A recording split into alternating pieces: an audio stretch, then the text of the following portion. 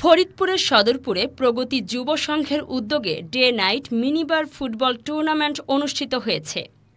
শুক্রবার ২০ জুন রাতে ৭:৩০ বাজার মাঠে এই ফাইনাল খেলায় বিপুল দর্শক সমাগমে মুখরিত ছিল মাঠের চারপাশ। ফাইনালে মুখোমুখি হয় সোনার বাংলা ক্রীড়া চক্র এবং ১ নম্বর ওয়ার্ড। ১ ঘণ্টা ৩০ মিনিটের টানটান উত্তেজনাপূর্ণ ম্যাচে উভয় দল ১-১ গোলে সমতা রেখে ম্যাচ ড্র করে। পরে ট্রাই ব্রেকারে ১ নম্বর ওয়ার্ড আটরশি দল বিজয়ী হয়ে চ্যাম্পিয়ন হওয়ার গৌরব অর্জন করে। খেলায় প্রধান অতিথি হিসেবে উপস্থিত ছিলেন বাংলাদেশ জাতীয়তাবাদী কৃষক দল কেন্দ্রীয় কমিটির সাধারণ সম্পাদক শহীদুল ইসলাম বাবুল।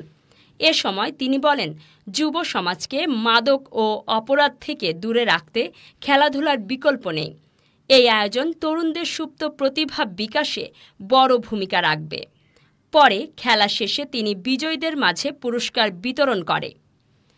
অনুষ্ঠানে আরও উপস্থিত ছিলেন সদরপুর থানার ভারপ্রাপ্ত কর্মকর্তা নাজমুল হাসান, সদরপুর উপজেলা বিএনপির আহ্বায়ক কাজী বদরুজ্জামান বদু, সদস্য সচিব তরিকুল ইসলাম কবির মোল্লা, যুগ্ম আহ্বায়ক KM আবু সাইদ, ভাঙ্গা উপজেলা বিএনপির সাবেক সভাপতি খন্দকার ইকবাল হোসেন সেলিম সহ স্থানীয় বিএনপির নেতৃবৃন্দ।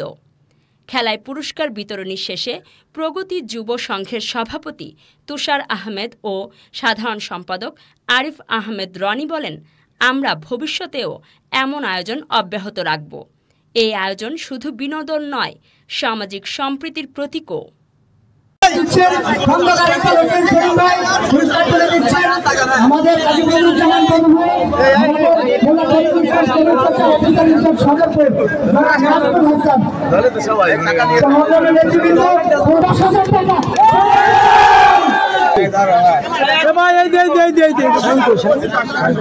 ধন্যবাদ জানাচ্ছি এই খেলার সাথে সংশ্লিষ্ট প্রগতি যুব সংঘের সকল সদস্যবৃন্দ এবং শৃঙ্খলা কমিটির প্রগতি যুব সংঘ সদরপুরকে আন্তরিক ধন্যবাদ এবং কৃতজ্ঞতা।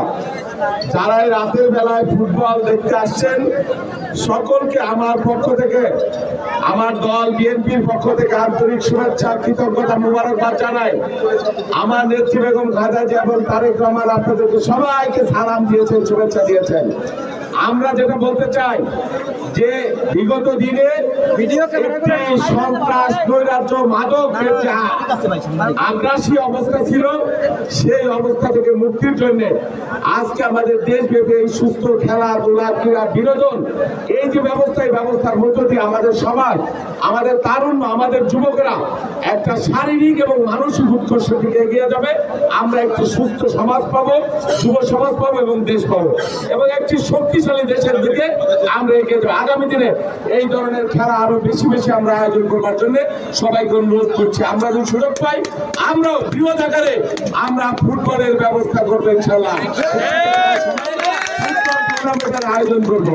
সবাইকে ধন্যবাদ জানিয়ে আজকের এই খেলার শুভ উদ্বোধন ঘোষণা করলাম।